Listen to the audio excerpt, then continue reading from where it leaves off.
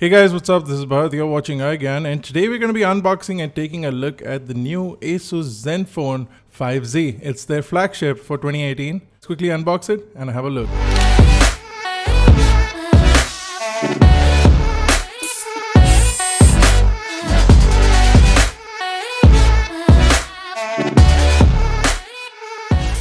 So the phone was announced quite a while back at Mobile World Congress and it's finally made its way to India. I'll leave pricing details and availability in the description below and also links to buying the device in case you guys are interested. The box is pretty standard and we've seen this with Asus devices in the past. Let's quickly open this up and the first thing inside is another box which will house your fingerprint sensor. You also get your warranty card and a quick start guide. Also inside this is a protective back cover. It's a silicone cover for the Asus Zenfone 5Z. Next up is the device itself. It's nicely wrapped up. I'm going to place it to the side, and if we go further in, we will get the wall charger. Now this is an 18-watt charger with 9 volts and 2 amps in the mix for quick charging on the Qualcomm Snapdragon chipset that's inside. You also get a USB to USB Type-C cable. Also inside the box are in-ear style earphones. Now these are Asus Zen-Ear Pro high-res earphones, and they do have an inline microphone and gold-plated 3.5mm jack. Also, additional ear tips are included inside the box.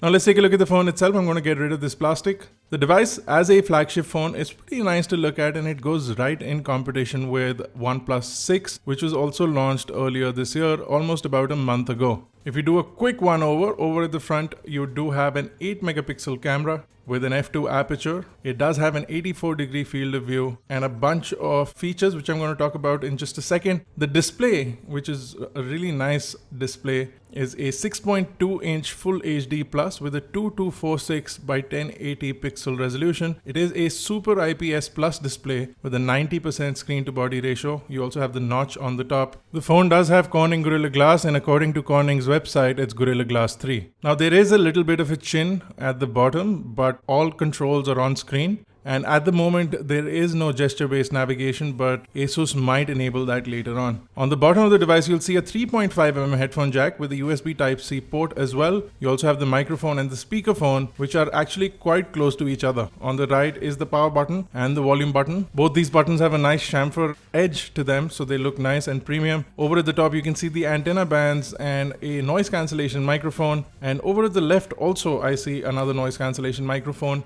and a SIM tray, which is a hybrid SIM tray, so you can pop in 2 SIM cards or 1 SIM card and 1 micro SD card. At the back, a new style layout. You don't see the LED flash between the cameras like in the case of an iPhone 10.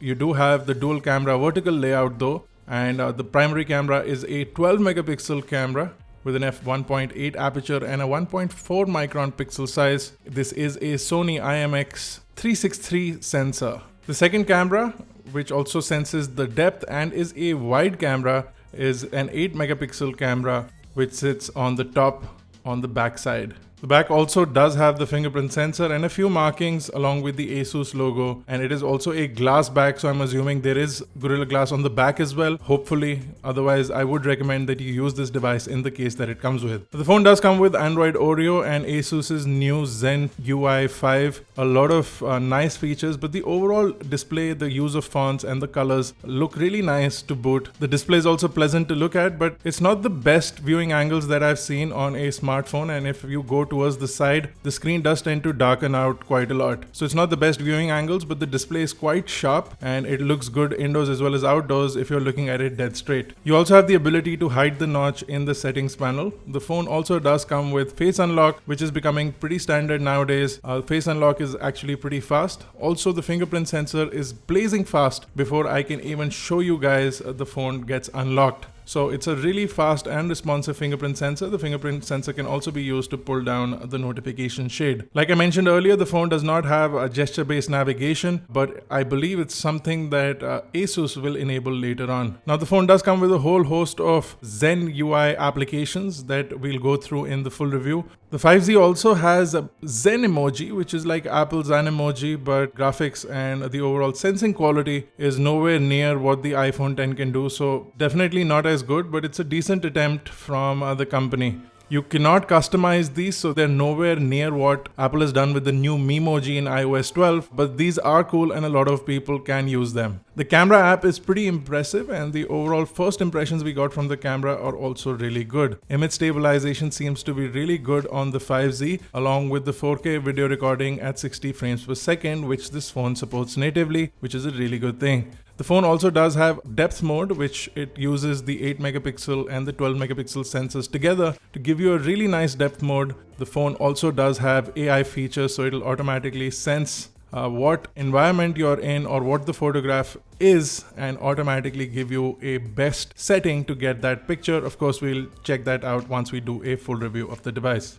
The front camera also gets all the AI features along with a depth mode or a portrait mode for the front-facing camera. This seems to also be pretty good in our first impressions, but of course we'll check that out in detail later on. The front camera does not do 4K video capture, but it does do an equivalent video capture of the resolution of the display, which is 2160 by 1080 pixels.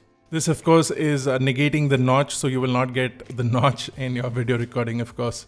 Now the phone does have dual speakers. It also has a DTS for headphones and high-res audio output from the headphone jack. So all in all, the device is made for a good audio listening experience. Like I mentioned earlier, this device also does have triple microphones for noise reduction, so call quality should also be really good. Of course, I'm going to be testing all of this out in a later video. The phone seems really impressive and the first impressions also come out really nice. I am a little worried about the viewing angles on the 5Z, and that is something that I am looking at in my first look of the device. But of course, in using this device for a longer period of time, I will understand this device better. If you do have any questions or queries for this phone for the full review, do let me know in the comment section below. It'll help me give you a better review. And if you like this video, guys, don't forget to smash that like button, hit the subscribe button if you're not already a part of Team iGyan. This has been Bharat. Thank you guys for watching. I will see you in the next one.